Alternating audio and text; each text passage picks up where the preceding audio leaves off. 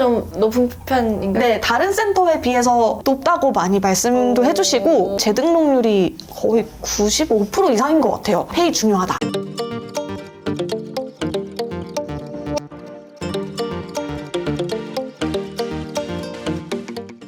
안녕하세요. 오늘은 중계동의 젤리 필라테스에 왔습니다. 바로 들어가 보도록 할게요.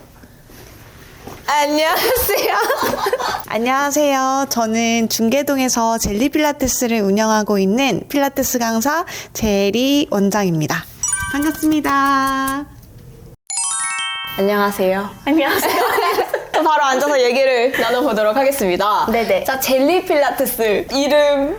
이름이요. 제가 이름이 제헬이거든요. 다른 센터 원장님들 같은 경우는 센터 이름을 멋있게 많이 지으셨던데 저는 제 이름 그대로 발음 그대로 제리 젤리 이렇게 짓게 되었습니다. 의식의 흐름대로. 그래서 사실은 조금 어떻게 보면은 약간 유치하다고 생각할 수는 있는데 좋은 점은 한 번 들으면 까먹지 않더라고요. 그리고 전국에 하나밖에 없어요. 그래서 좋은 것 같아요. 그게 장점이고 퀴즈 회원님들도 저희 센터가 굉장히 많은데 회원님들한테 되게 친근하게 다가온다고 또 실제로 말씀하시고 20, 30대 회원님들도 필라테스 하면 처음에 기구를 봤을 때 좀 무섭다 이렇게 생각하시는 분들도 계신데 젤리 필라테스 하면은 뭔가 내가 해도 괜찮을까? 약간 이런 느낌으로 다가온다고 하셔서 지나고 보니 되게 만족스럽고 좋았다. 그런 이름입니다. 그럼 지금 여기 젤리 필라테스를 오픈하신 지가 몇 년 정도 되셨어요? 내년 1월이 되면 이제 9년 차가 되어가요. 원래는 여기 맞은편에 오피스텔에서 하고 있었어요. 근데 하다가 이쪽으로 이렇게 넘어오게 된. 회원님이 너무 많아지셔서? 네네. 그리고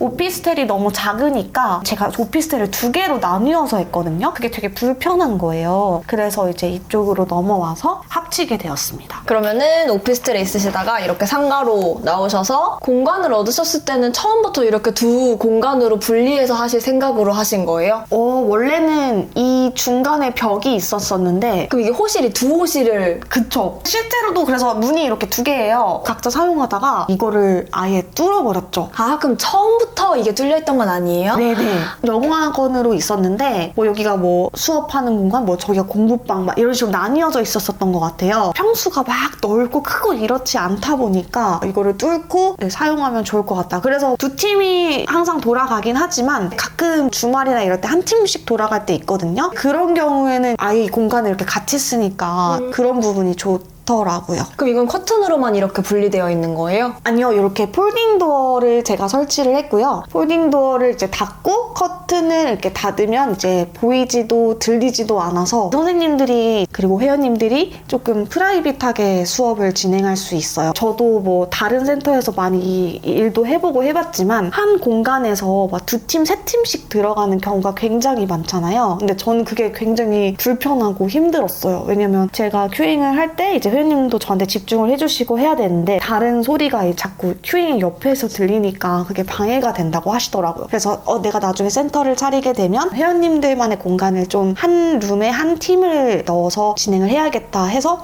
조금 비용을 투자해서 공간을 이렇게 나누게 되었습니다. 근데 이렇게 폴딩 도어를 하면 다 좋겠지만 보통은 이게 비싸서 커튼만 이렇게 하게 되던데. 맞아요. 그래서 실제로 네. 인테리어 할 때 저희가 이 전체 이제 뚫고 뭐 하고 뭐 조명이고 뭐고 다 했을 때 총 4천만 원 투자를 했고요. 그 중에 폴딩 도어만 1,000만 원을 들여서 저희가 공사를 했습니다. 근데 그만큼 회원님들, 선생님들이 너무 만족해 주셔서 그 비용이 전혀 아깝지가 않더라고요. 그럼 혹시 이거 다음으로 인테리어에서 많이 들어간 부분이 뭐였어요? 이 통창이요. 여기가 원래 다 벽이었어요. 벽을 다 부수고 그 다음에 통창으로 다 바꿨어요. 저기도. 그래서 그 부분이 좀 그리고 이런 것도 다 제작했고 뭐 물론 인테리어가 다 그렇겠지만 그냥 공간을 아예 없던 걸 다 새로 만드느라고 그리고 당시에 인테리어 비용이 좀 비싸긴 했어요. 그래서 조금 많이 들었던 것 같습니다. 그리고 로고도 원래는 좀 촌스러웠었거든요.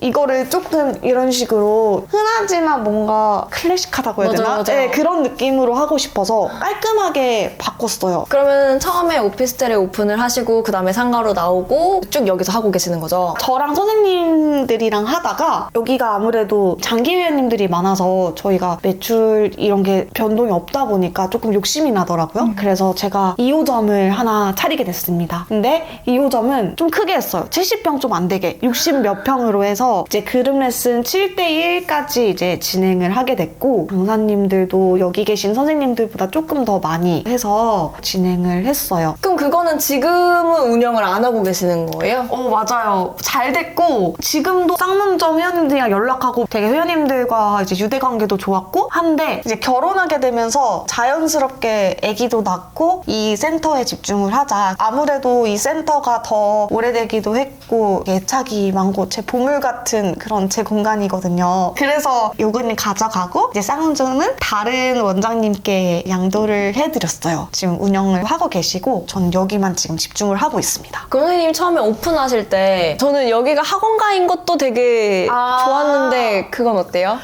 그래서 학원가라서 저희 센터는 되게 특이한 게 키즈 필라테스 회원님들이 많아요. 절반 정도? 키즈 필라테스는 사실 강사님들이 조금 힘들어 하시는 경우가 있거든요. 그 이유는 이제 필라테스가 성인들한테도 어려운데 애기들은 아무래도 성인들보다는 집중력이 조금 부족할 수 있으니까 조금 힘들 수 있고 이제 감정적인 부분도 이제 많이 다독이면서 끌고 가야 되는 거잖아요. 그러니까 근데 다행히 저희 선생님들은 잘 끌고 와주셔서 저희 센터에 키즈 회원님들이 많습니다. 그래서 학원가라 더 그런 것 같아요. 근데 저는 젤리 필라테스 하면은 체형교정 맞아요. 그런 센터로 되게 알려져 있잖아요. 맞아요. 네. 실제로도 정말 남양주나 의정부 이런 데에서 찾아오시기도 하고, 왜냐하면 저희가 바디퍼스트라는 체형 교정 전문가 과정을 수료하신 저 그리고 강사님들이 계세요. 그래서 그 수업을 같이 병행을 하고 있어서 수술 이력이 있으시거나 정말 너무 아파서 삶의 질이 많이 떨어지시거나 그런 분들이 찾아와 주시고, 실제로도 정말 괜찮아지신 분들도 계셔서 그 운동이 근데 저희 동네밖에 없거든요. 노원구 유일무이. 그래서 그거에 대한 자부심이 굉장히 큰 상황입니다. 여기 보시면 일반 필라테스 센터에는 없는 바디퍼스트 전용 소도구가 있고요. 그걸로도 운동을 진행을 하고 있어요. 그럼 바퍼로 하시는 분들은 회원님들도 더 돈을 내요? 네.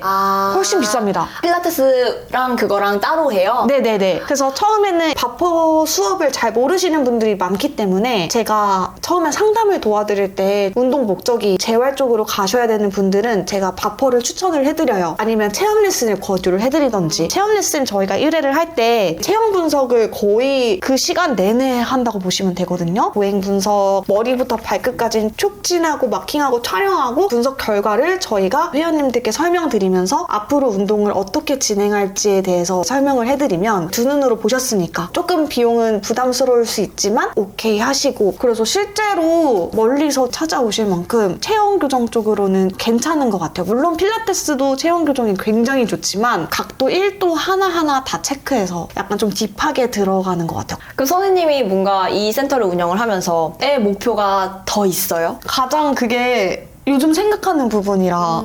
왜냐하면 맨 처음에 센터를 차렸을 때는 너무 즐겁다. 매출로 따졌을 때 내가 이만큼만 넘으면 나는 소원이 없겠다 라고 생각했는데 바로 넘어가버리고, 그럼 이만큼? 바로 넘어가버리고. 이렇게 보니까 비용적으로는 솔직히 이제는 저한테는 큰 목표가 없어요. 지금 너무 충분히 회원님들이 찾아와 주시고 선생님들도 너무너무 좋으셔서 진짜 지금 몇 년째 계속 안 바뀌고 하실 만큼 안정적이고, 선생님들도 이 센터가 너무 자랑스럽대요. 저희 센터를 다니는 게. 그래서 저는 지금 이 센터만으로는 제가 생각한 목표가 다 끝나서. 그러면은 선생님 인생에서의 이 다음 목표가 있어요? 센터는 솔직히 마음만 먹으면 이렇게 비슷하게 해서 얼마든지 매출 끌어올 수 있을 것 같거든요. 처음엔 제가 당연히 몸을 좀 갈아야 되지만, 근데 그걸 그렇게까지 굳이 하고 싶지 않고, 왜냐면 저도 이제 아기를 키우고 뭔가를 해야 되니까. 그래서 선생님 저 갑자기 고민 상담이 되는데 저 뭘 해야 될지 모르겠어요.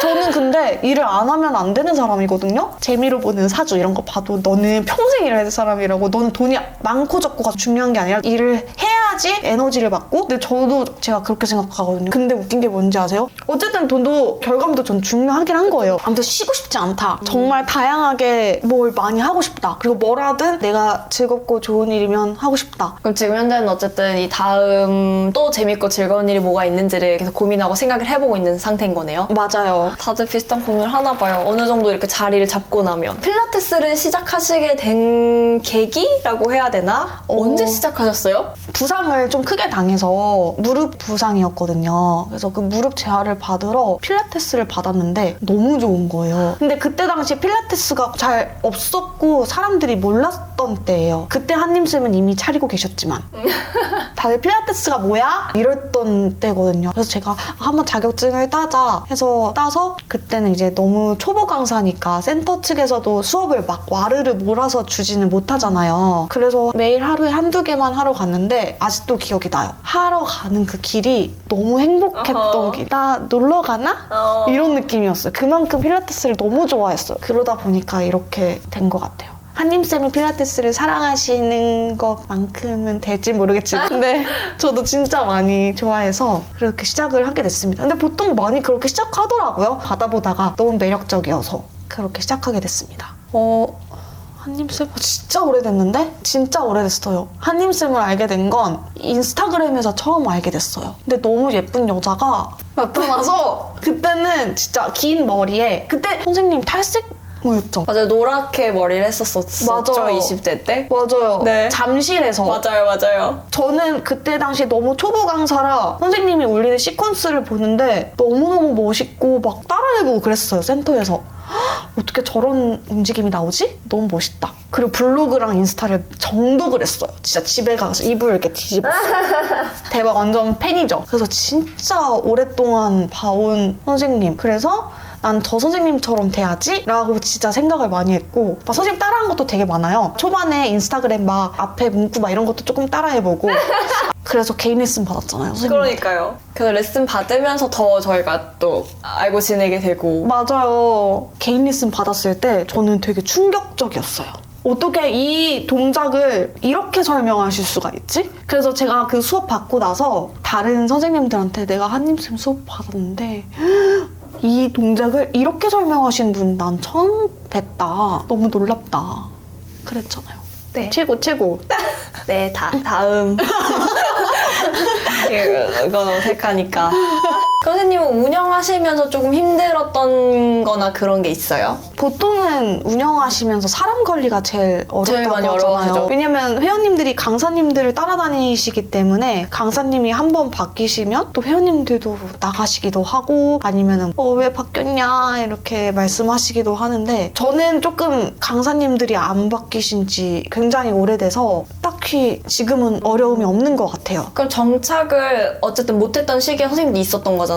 네네. 그 지금은 그게 구축이 된 거고 네. 이걸 만드는 데 팁이 있었어요? 저는 강사님 면접을 볼 때 정말 오랜 시간을 보고요. 정말 이력상이 경력이 화려하신 분들도 굉장히 많으신데 저는 그것보다 실제로 뵙고 대화했을 때 그 느낌이랑 인상도 되게 저한테는 중요했고 그런 것들을 전체적으로 봤을 때 보는 눈이 점점 생기더라고요. 저도 물론 선생님들도 센터를 이제 다니시면서 선택을 하시겠지만 운영하는 입장에서도 강사님들을 모시고 오는 입장이잖아요. 진짜 많이 강사님들을 뵙다 보니까 이 선생님 모시고 오면 좋겠다 이런 게 생겨서 면접을 잘 보면 되는 것 같습니다. 이제 면접을 보게 되면은 일단 일상 얘기 가볍게 좀 나누다가 그 이전 센터를 어떻게 하다가 그만두시게 됐는지 이런 것들 이제 간단하게 한번 여쭤보고 어떻게 하다 그만뒀으면은 탈락이에요? 이건 좀 안 될 것 같아 이런 게 있어요? 이전 센터 원장님을 욕하시는 분이 계셨어요. 저는 그런 거는 왜냐면 각자의 입장이 있거든요. 저도 아무리 제가 선생님께 잘해드린다고 해도 선생님들 입장에선 또 아닐 수도 있고 이거는 각자의 입장이기 때문에 전 두 분의 얘기를 들어봐야 된다고 생각해서 그거는 별로였고 그럼 혹시 내가 성장할 수 있는 게 없다고 생각해서 나왔어요는요? 실제로 많아요.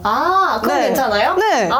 그럴 수 있죠, 당연히. 그게 막 모범 답안이 되진 않아요. 왜냐면 어쨌든 다른 이유로 뭐 그만두셨어도 그렇게 말씀하시는 분들도 계신 것 같은데 속으로는 무슨 이유로 그만두셨을까 하면서 여쭤봐요. 저희 센터는 개인 플레이라 배울 점이 없다. 따로 강사 교육을 하는 거 아니다. 괜찮으시겠냐? 선택하셔라. 전 그냥 저의 센터의 모든 거 그냥 다 오픈해요. 우리 센터는 이러이러한데 괜찮으시겠어요?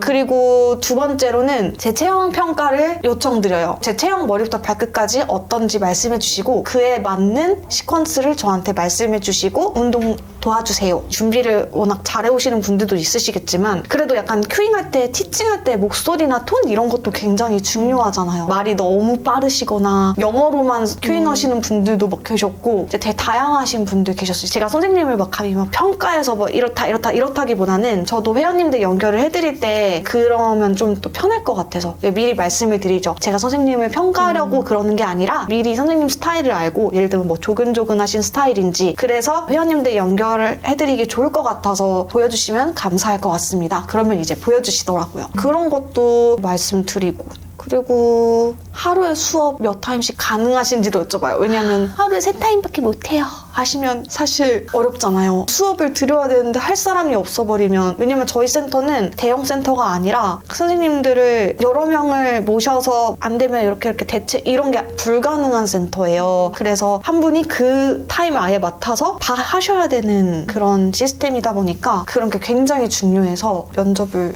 신중하게 보는 것 같습니다. 강사님 괜찮으신 분이 이제 딱 들어왔다. 그러면 저희 센터의 장점을 일단 어필을 하죠. 저희 센터는 뭐 이만큼 근무를 어느 정도 하시고 이 정도 대우를 도와드리고 페이 부분에 있어서 이런 게 도와드리고 있다. 페이가 좀 높은 편인가요? 네, 다른 센터에 비해서 높다고 많이 말씀도 해주시고 실제로 많이 챙겨드리고 있습니다. 선생님들도 어쨌든 돈을 벌기 위해 직업이니까요. 그쵸. 네, 근무를 하시기 위해서 온 거라 조금 더 챙겨드리면 더 잘 도와주시는 그런 게 있으시더라고요. 그래서 실제로 저는 주말 선생님 공강 1시간 비면 거기에 대한 페이를 또 드려요. 왜냐면 제가 토요일, 일요일 근무를 저도 항상 해봤지만 이 소중한 주말에 찾아와 주시는 팬들도 너무 감사하고 선생님께도 너무 감사드려서 제가 그렇게 도와드린다고. 원래는 쭈루루룩 다 이어서 주시는 거예요? 근데 보통 예를 들면 9시부터 6시까지 수업이 있다고 치면 저희 지금 수업하고 계신 선생님 연강을 막 하시거든요. 근데 그 사이사이에 공강 뭐 식사하시던지 뭐 좀 쉬는 날도 가끔 생겨요. 네. 그거 항상 매달 챙겨드리고 있습니다. 그거에 대한 페이, 시간당 얼마 이렇게. 그건 얼마예요?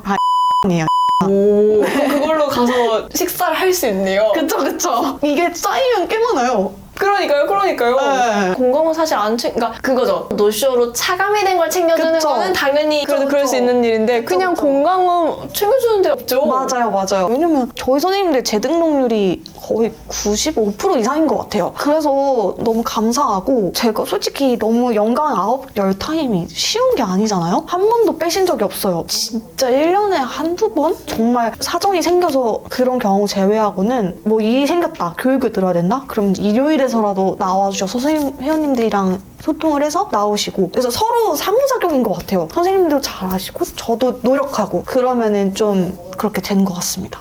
페이 중요하다. 후배 강사들을 위한 조언 있나요? 협회도 중요하지만 자격증을 딴 그 이유가 중요한 것 같아요. 처음에 저한테 필라테스 강사하고 싶은데 뭐 어디 따야지 좋을까요? 근데 저는 항상 그렇게 말씀드리거든요. 물론 뭐 어디 협회도 중요하지만 그 이후에 어떤 교육을 듣고 선생님이 어떤 수업을 해 나가는지 노력하는지가 중요하다. 그리고 협회도 사실 단기간에 짧은 협회를 듣지 말고 긴 시간을 이제 투자해서 들을 수 있는 협회가 좋겠다라고 추천을 드려요. 그리고 차리는 것도 되게 목표를 많이 가지고 계시거든요. 차리는 게 쉽지 않다. 왜냐하면 수업만 잘해서는 안 된다. 뭐 마케팅, 운영, 그리고 선생님들 관리, 진짜 회원님들과 얼마나 잘 소통하는지. 실제로 같이 일하셨던 분들 중에 수업은 잘하시는데 너무 회원님이랑 말이 그러니까 말이 없는 게 맞는데 수업만 하는 게 맞는데 재등록 하시겠어요? 이런 말도 못 하시는 분이었거든요.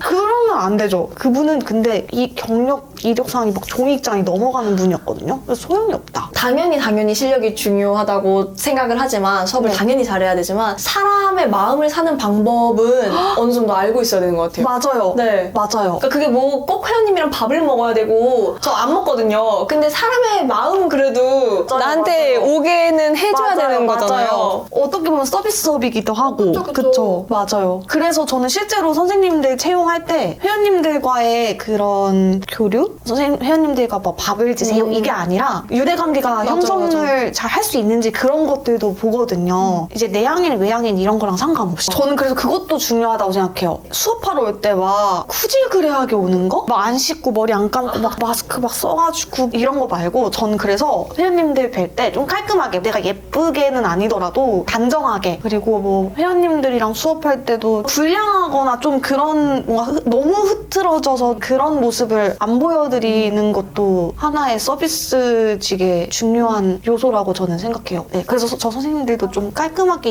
입고 용모단정 이것도 용모단정. 네, 말씀드립니다. 이제 선생님께 마지막 질문을 드리도록 하겠습니다. 네, 선생님께 필라테스란? 저에게 필라테스 저의 삶의 터전이자 제 20대 그리고 지금의 30대를 만들어준 전부라고 하기엔 너무 클까요? 근데 정말 이것만 파고 살았어요. 20대 초중반부터 알바로 시작해서 지금까지 하고 온 거라 필라테스란 나의 운동이자 나의 삶이자 나의 일이자 그리고 정말 저는 요즘 육아하면서 이렇게 출근하고 선생님들이랑 회원님들이랑 얘기하면 좀 힐링받아요. 에너지를 받을 수 있는 공간이기도 하고 그래서 선생님들께도 항상 저의 소중한 공간입니다. 이렇게 말씀드리거든요. 그리고 필라테스만큼 좋은 운동이 있나요, 선생님? 선생님이 느끼시기에도 없지 않나요? 그렇죠. 그쵸? 네. 오늘은 중계동 젤리 필라테스에서 제이리 원장님과 이야기 나눠봤습니다. 다음 시간엔 또 다른 데서 뵙도록 하겠습니다. 감사합니다.